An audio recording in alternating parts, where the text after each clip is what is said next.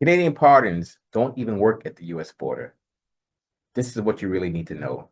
Ken Scott, Senior U.S. Immigration Law Intelligence Analyst with www.usentry.waiverservices.com. Why should I go even further? You guys know why you're here. Guys, Canadian pardons do not work at the U.S. border. I feel like a parrot regarding this topic. You guys foolishly listen to these discount waiver companies who tell you just get a Canadian pardon and they won't see it.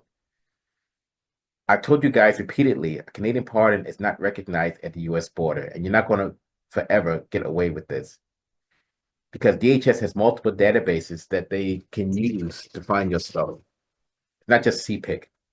You have other ways to determine it.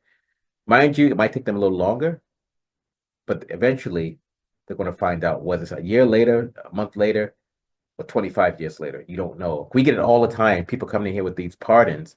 They've been crossing forever. I said, yeah, that's because they missed it. And yeah, some of them do miss it, or in the past, a lot of them, missed it, but not all are like that. But you don't always need a waiver with a Canadian pardon.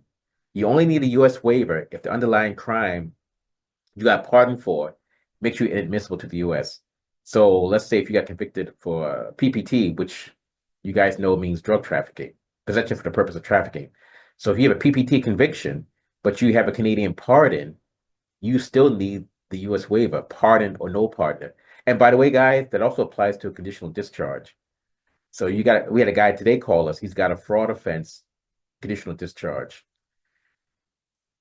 With those, sometimes there's ways to get those cleared for life. Some of those types of offenses, like the fraud related ones, and it depends upon the year, because there's a certain time frame regarding years that, depending upon the fraud conviction and depending upon how it's coded, classified in the year, some of those we've gotten cleared for life actually by using some of the old rules in the regulation. So the ones after a certain date, I won't give you guys the date, after a certain date, that won't fly. But if it's before a certain date, I'll just say that, and it was fraud, depending upon the type of fraud, we might be able to get that cleared for life. The thing is, you guys need to understand the U.S. Immigration Code and the regulation and etc. The second most complex laws in USA, the number one is the U.S. tax code. But this border stuff is the second most complex. For me, it's not complex. I mean, I've known this stuff pretty much my entire life, one way or another. But especially when I became a former federal officer and a law enforcement officer in Washington State, this stuff even more came into play. So I knew the basics just kind of growing up. When I say basics, I must say it in a way that knowing how the system works, I'll say it like that. I knew how the system worked. I don't want to tell you guys what system, but I'll say I knew how the system worked. Well, even as a young child. So when I saw a law enforcement officer driving down the street, I knew right away how his system worked. I knew I didn't know that, I may not have known at, I'll say 9 years old, I may not have known the actual statutes, but I knew what they could and could not do, and what you could and what you should or should not say to a law enforcement officer. I knew that at like 8, 9, 10 years old. I also knew as a small child how things work internally on the other side of the coin, I'll just say, and I'll leave it at that. So, okay, good to know, good to know, good to know, because I saw it a lot of it with my own eyes. You guys can think about what that means. So, in simple terms, I know how both sides of the coin work, the left side and the law enforcement side. I know how both work. So, guys, with these Canadian pardons, stop. I keep telling you guys, stop believing what these discount waiver companies tell you. But some of you guys still listen until you get screwed. But I'm here to tell you now, if you need a Canadian pardon, you can do it yourself, actually.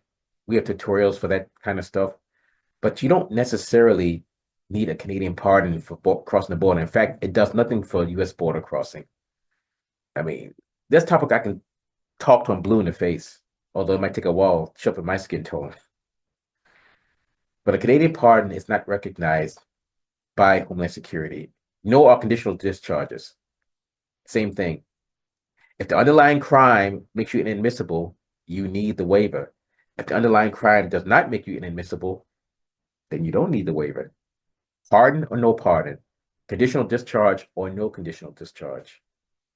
So the gentleman who called us today, and who's going to make entry at a certain date, I won't say the date.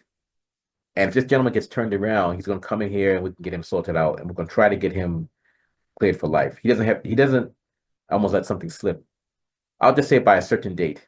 I'll just leave it at that. So we'll see how his goes.